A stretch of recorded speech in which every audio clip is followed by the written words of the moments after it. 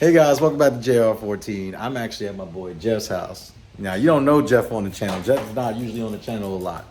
Except for when I did that steering wheel video. I'm gonna drop that clip in real quick. But this is my buddy from college, and he actually moved in my area about 100 miles away from me. But we're working on the Accord today, and we're gonna be doing a lot of things. But thank God I found a car guy that's just like a good car guy like me, wanting to take stuff apart, figure things out.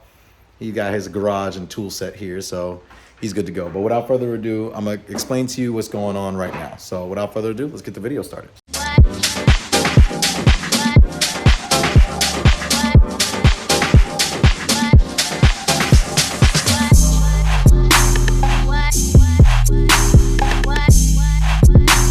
All right, so as Jeff is looking for the correct tools here, what are we doing with the Accord? So with the Accord, we've done a number of different things when it comes to this vibration issue. The issue comes into play is when I'm driving under load in second gear, I'm getting vibrations. I always thought that it was the axles, but if you look at the previous video, I'll put it in the upper right-hand corner of the screen. I replaced both axles. Shout out to Rock Auto. I'm not sponsored by them on the channel. If you want to sponsor me, Rock Auto, please. But it's not sponsored. I paid for those parts, and me and Calvin replaced the axles. Now, it fixed the vibration slightly, but it didn't negate it completely. So I don't know what we're doing. I don't know what it is. I don't want to say what we're doing. I don't know what I'm doing. Now I think it's just either the transmission mounts or the engine mounts. And usually I read the forums on the 7th gen Accords, and typically that's what people are saying. If you replace the axles and you still get a vibration under load in second gear, usually it is the engine mounts. So we're going to be replacing the engine mounts in this video and the trans mounts. But to get to the trans mounts, one of them is extremely difficult to get to because we have to remove the battery and other things. But we're going to go do a play-by-play of what to do. You're not going to see a full step-by-step of how to do this, but I'm going to talk you along the way. So without further ado, we're going to go ahead and get started right now. Now, guys, when you're working on your car, since we're doing engine mounts, we probably will need to access the bottom. So, to push on the engine up as we're taking out each of these mounts. But I do recommend that you guys put your car on jack stands, shake the car around after you do have it. So this way, safety, so this way you're safe and secure. Safety is key. But like I said, we're going to be changing engine mounts. There's one here. There's one on the back. There's one here. And then also for the transmission mount, there's a top engine transmission mount here, and there's two that sit on the subframe on the bottom, which we'll remove the wheel for. Now, with this car, I don't know what the vibration is, so I figured in this video, well, not just this video, there's going to be two separate videos. This one's going to be specifically addressing the engine mount and transmission mounts. The next one is probably going to be what's in this back seat, which is getting new tires. Now, I'm going to be discussing everything about these tires on another separate video compared to this. It's not going to be in this video, but we are going to be replacing the tires. But I have a surprise for you guys with this Accord too, and I'm not going to spoil it right away. Jeffrey knows what it is. Jeffrey's going to drive with me. Yeah. Maybe Jeffrey knows about this. But what we're going to be doing is we got to drive 500 miles tomorrow. So we're going to be working on the car today, and we're going to be doing it tomorrow. And I figured one of the repairs to change this mount out, you have to remove this coolant hose and this reservoir bottle. So what I'm just going to do is I'm just going to drain the coolant out and replace the coolant while I'm here. I got a bleeder kit for that, and we're going to be making sure that we get that done today. Might as well. Jeffrey told me when this car went wrong and he fixed it for me was that my coolant is low, and it is extremely low. So instead of just topping off, I don't know if it's ever been replaced before, so I might as well replace it and just get all new coolant in there. So we're going to be doing, I don't know if it's called a coolant flush in this regard, but yeah, we're going to be emptying out the whole radiator, the hoses and everything else, and then we're going to be putting new coolant in. All right, so I guess it wasn't that bad because we took the battery out, we took the intake box out. Intake looks kind of dirty, but we're going to wipe all this stuff down before we put it all back in. This is your trans mount here. And I think this may be a part of the issue because this is just a screwdriver, right? I'm able to move that trans. You guys clearly can't see that. My arm is moving more on camera, but that trans is moving already a lot. So I'm sure that's... Pretty sure it's broken because right here... I can't really tell. Hang on, where's the light? Here's the light right here. Have these ever been changed before? No, these are the OEM mounts in the car. So the 15-year-old mounts. See that connection? It's supposed to be attached right there. It's not. Yeah. Oh, Jeff. Yep. Yeah. Oh, you took the whole thing out? Oh, Jeff, you weren't supposed to do that. Put the screw back in a little bit. Let it drain slowly. Well, so part of this repair is taking this coolant hose out. So Jeffrey Likes to have fun. likes to. Oh my God. Well, car guy shit, right? That's it. That's all it is. We're trying to drain the coolant out. There's a screw on the bottom, and we have to take this drain. We have to take this hose off, but it's good to take the coolant drain the coolant from the lowest part of the cooling system, which is that drain. As you can see, there's an arrow there, and the drain goes through this little hole here, the access hole here through the skid plate. And we have something underneath it, but Jeff took the whole plastic screw out. Did it break when it came out? No, right? No, it was just okay. Slow. Because Honda says if it does break, then you would definitely have to replace it. So, all right. So then this coolant hose has to come off. So there should be no coolant or very little coolant in this coolant hose when we take it apart. And we won't make a much bigger mess than Jeffrey already did. But, we already got mops on deck. I got that on camera. Bloopers. I know, this is going in the main clip. This ain't going on bloopers. All right, guys, so a quick update. We drained all the coolant out. We got the coolant hose removed, but we took that little plastic screw right there. We took that out and drained all the coolant out. Wasn't that much in there. We have the coolant hose here. There's some gunk at the bottom of it. I'm sure that's just developed over time, but we're going to hose that off and clean it out. So one of the trans mounts is here, but we have to remove this battery tray to get rid of, to get one access underneath one bolt, which is like right here. I just put a PB blaster on all the bolts all the way around, and then we're going to clean as we go. The last step obviously is to obviously bleed the coolant system out, since it's getting air in the system, so we have to bleed it. Hopefully that doesn't take too long. I've heard mixed bags of people having issues with coolant. You smell like a coolant system. At least I don't smell like a butthole. I would like to say the other word, but I can't because I'll get demonetized. But it's fine. But yeah, so at this point, then we also have the wheel off here. You guys can't really see much in here, but actually, yes, you can. The trans mount is here, and there's another one here. These two don't look bad. I really don't know what the issue is, but when I was moving this around, this engine was moving a lot. So one of these mounts have definitely failed for sure. But again, we're changing all of them, and I'll actually unbox these the motor mount. When we come back, we got to get something to eat, and we got to get a couple things first. And I'm gonna show you how to jack up the motor while the car is jacked up. So yeah, I'll show you how to properly jack up the engine, and then after that as well, what we're also going to do is I'm gonna show you the new engine mounts, but we're gonna go get food first. All right, guys, well, here are the new mounts here. I didn't go with a Honda brand because the Honda ones are very expensive, and apparently a lot of places don't have them. So I went on Rock Auto, and I found all the engine mounts and trans mounts for the car. So this one is one that we're gonna do the top trans mount first, but we're also gonna jack up the, here's the part number for it right here. So that's for the that's for the top of the trans mount, and there's two lower ones which are here.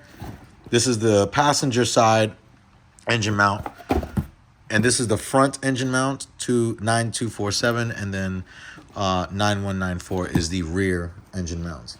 So in order to do this, you're gonna use a jack and the 2x4. So we got a few. He needed some for his project car eventually, so we got 4 of them, but you're only going to need one. You're going to basically you don't have to put so much pressure on it, just enough to get it high up enough. And Jeffrey's excited because he likes to use power tools, but he never got the opportunity to use them before. Not yet, but now he's using them. Right, Jeff? Yeah. So I'm glad that I'm able to enable you to use your power tools. So those engine mounts are roughly around, trans mounts and engine mounts together from Anchor Industries. Hang on. From Anchor Industries are around $118 or $111 from Rock Auto. I'll put a link in the description of where you need the mounts. I did specifically need the mounts for an automatic transmission and a manual transmission are different. So I got the ones for the manual trans. Going back to this, and everyone's wondering, and probably you're gonna ask me, like, why would you use this company Anchor? I did some research on them before. They make a lot of aftermarket mounts for a lot of different vehicles. But for these mounts, they've been in business for about over 75 years. And they've had really good reviews. Eric, the car guy on YouTube, uses these. He actually partnered up with them in the past. So I figured I would actually trust his opinion and use them for myself and for this video. So hopefully they work out well, because the OEM mounts are like oversling expensive. These were $111 for all of these. Honda ones, the OEM ones are about close to $500. Hold right there. Oh, the rut there. Okay. You going? Yeah, try that. Hold right there. Mm-hmm. All right, now try it. Keep going. Uh-huh. Keep going. Uh-huh. All right, hold right there. We're dealing with the first transmission mount. So this one is above, like I said, it's underneath the air intake box. And it's broken. So we see here that it's cracked here and here completely. This definitely would have given this transmission a lot more flex. I believe these are the original mounts that are in the car, that came with the car. I don't, the previous owner never told me if they were changed or not. It's not a big deal that they weren't. Again, it's not hard to change these. It's just a little bit annoying. We're getting it done now, and the parts are not expensive. But like I said, I was really getting excessive play, especially from the transmission. We were trying to remove this battery tray, and you'd think that it was just these two bolts here. And you would probably say, Jay, you need to remove this one, but this one's just to hold the plastic in, or it's another part in. But it's just, we just reset the bolt back in there. It's not really attached to anything on the back. But this won't come out. But we have this tool and an extension, or he has a swivel. And for these two, we're gonna have to use an extension. I don't know how you're gonna get to that bottom one, but we'll figure it out. Just wanted to give you that information. But the good thing is we found something physically wrong with the mount, which is a good thing. That's really what I wanted to see. I didn't want to find a mount. I didn't want to just take all these mounts out and all of them were fine. All right, so we replaced the top one up here. This is the old one. This one was bad. As you see, there's two cracks in it on my left where my thumb is and on the right of that. So this mount was bad. This is the original mounts in the car because it's actually the official logo. So now what we're doing is the bottom ones underneath. So there's 4 10-millimeter bolts here. There's going to be one at the top and there's going to be 3 on the bottom. In order to get to it, you have to, like I said, you have to move the air box, you have to move the battery. I thought you can remove the battery tray, this metal bar, but you can't. I mean, you can, but there's you got to run another extension underneath there. You don't have to remove that. All you need is an extension to go underneath these. Jeffrey did it from underneath the car. Underneath the car. Now, we're removing this trans mount first, and then hopefully we see some damage with this. Because again, like if I don't see any damage, and then when I drive the car after these are all fixed and it still does that, it still does this vibration, that leads to bigger concerns because I'm not too sure what it would be. Yeah, so underneath, so these are, you said 17 millimeters, Jeff? 17. These two right here were 17 millimeters, and the ones underneath may be 17s as well. Come on, Honda, make it easy. Use the same one for all of them. This is why I hate these calipers. I just replaced them and they're already rusted. You want to see a long extension 10? A long socket 10? Yeah. Got it. Okay. All right, so we did the trans mounts here. One's on the front, and we did the 2 on the bottom. Now, we're going to start with the front mount here. So I thought it was a lot more difficult to take it off, but it's not. And it looks like all these bolts are coming off pretty easily. The good thing is that some of the parts are bolted to aluminum, which makes it easier to get off, but the ones... No, it's fine. It's fine. We're going to put that Zay right there.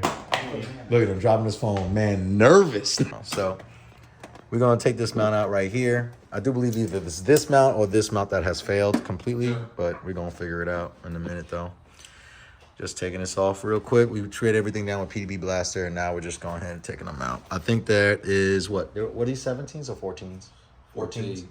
They were 14 millimeter bolts. It's somewhere. I mean, it's right not. Here. Oh, okay. So that bracket was on top of the mount. And then here, we got to take this bolt off here. And then we got to take these 4.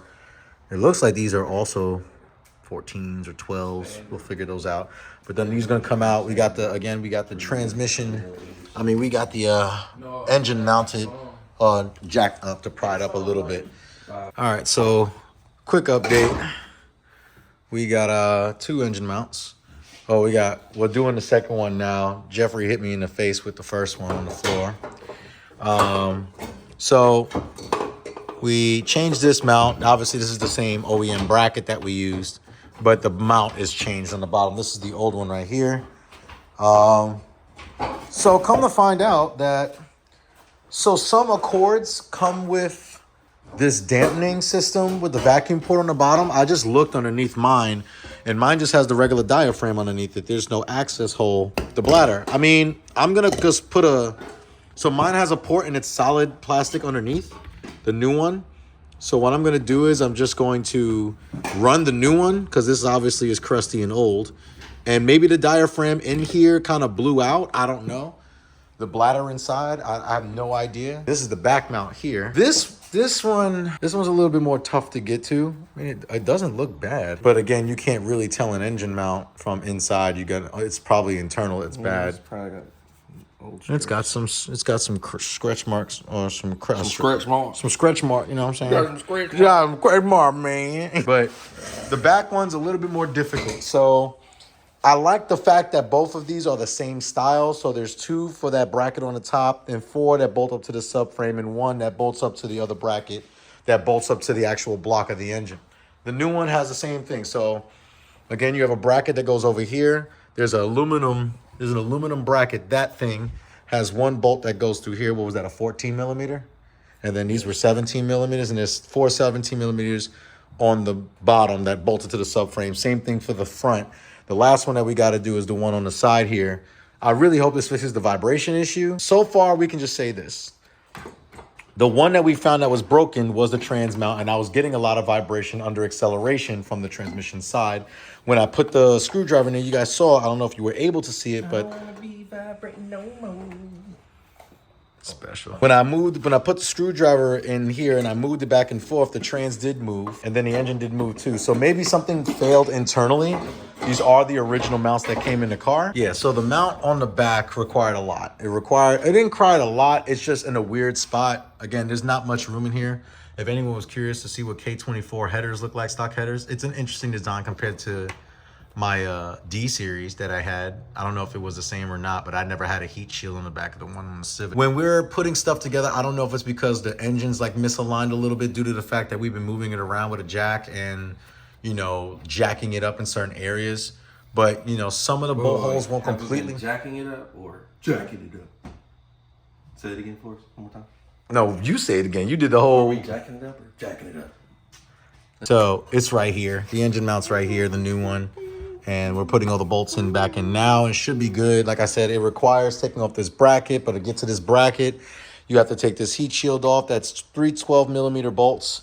My heat shield looks a little crusty. This is actually for a 15-year-old car. This really doesn't look bad compared to the other Hondas I've seen. Usually these rot away and fall off anyway. But I am going to be putting it back on. But yeah. You know, but so far so good. And then the only one that we have to change left is this one. All right, guys. So I'm actually pretty happy we found the issue. I knew that I was getting a crazy vibration from one of these mounts, and it was definitely, I was not expecting this one but literally that's just done. So it literally ripped completely apart, which was causing excessive vibration versus the new one that has no play at all. So this is trash. This literally just broke and collapsed within itself. So this was the issue. But you know what? I'll be honest. This kit is $111 for all 6 mounts. We figured out one of them was bad, but it's better to replace all of them than one of them. So, you know, these are the original mounts that came in the car, and it lasted 153,000 miles, which is what this car has on it. So, yay, that's perfect. But now this is the last mount. Save the best for last, I guess. But yeah, this is the final mount here. And then after that, we can get that bolted in, which is 2 17s on the chassis. And then after that, it will be, what was it the top one, a 14? There's a 14 again. So the top one's a 14 that bolts right up here. We jacked up the engine with the 2x4 in the center. It's a little sketch that way, but we got it to work. But Now we're done. It's 8 o'clock, which is still a decent time. We can still eat, relax for the evening. We just have to bleed the coolant, and then we're going to take this thing for a drive and see if it fixes all of my vibration issues. I'm extremely excited about this. I hope that this fixes the car, and just a sign of relief that I was able to find one screwed up mount out of the 6 that was really bad. But now I'm all good because all of them have been replaced. So yeah, let's get the rest of the stuff installed and finished, and then we're good to go. All right, guys, so we got all the engine mounts in, torqued down, everything's great. Now, one thing that we have to do, we had to remove this coolant hose in front of the front engine mount on the K24 motor.